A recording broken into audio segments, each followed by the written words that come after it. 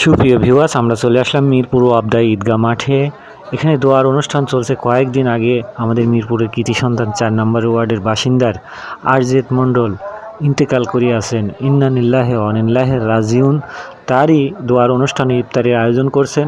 আমাদের উপস্থিত আছেন আরও আমাদের ঈদগাহ মাঠের ইমাম সাহেব মাওলানা জহুরুল সাহেব, তারই উদ্যোগে এই দোয়ার অনুষ্ঠানটি হচ্ছে।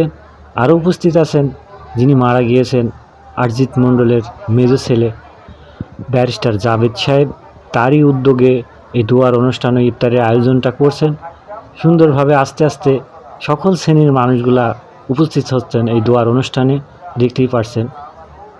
সবাই আপনারা দোয়া রাখবেন, যারা আত্মীয় স্বজন সবাই না ফেরার দেশে চলে গিয়েছে, সবারই আকপিস যাওয়া লাগবে পৃথিবীতে আমরা যতদিন বেঁচে আছি ক্ষণিকের জন্য। এই মাহে রমজান উপলক্ষে আপনারা প্রাণ খুলে দোয়া রাখবেন যারা মৃত্যুবাসী হয়েছেন তাদের জন্য। আসলে দৃশ্যটি আজকে আপনাদের মাঝে তুলে ধরলাম। আমি নিজেও এই দোয়ার অনুষ্ঠানে উপস্থিত আছি। আসলে দৃশ্যটি তুলে ধরলাম মিরপুর ওয়াবদা ঈদগাহ মাঠের থেকে। সবাই ভালো থাকবেন, সুস্থ থাকবেন, এটাই আশা কামনা। কারুর প্রতি কারুর দ্বিধাদ্বন্দ্ব রাখবেন না। আমরা এসেছি ক্ষণিকের জন্য পৃথিবীতে, চলেও যাব আবার না ফেরার দেশে। কবে যাব, আমাদের কখন মৃত্যু হবে কেউ বলতে পারি না। এই জন্যই বলি যেন মাহে রমজান উপলক্ষে বেশি বেশি করে দোয়া রাখবেন সবার জন্য। সবাই ভালো থাকবেন, সুস্থ থাকবেন, এটাই আশা কামনা। আল্লাহ হাফেজ।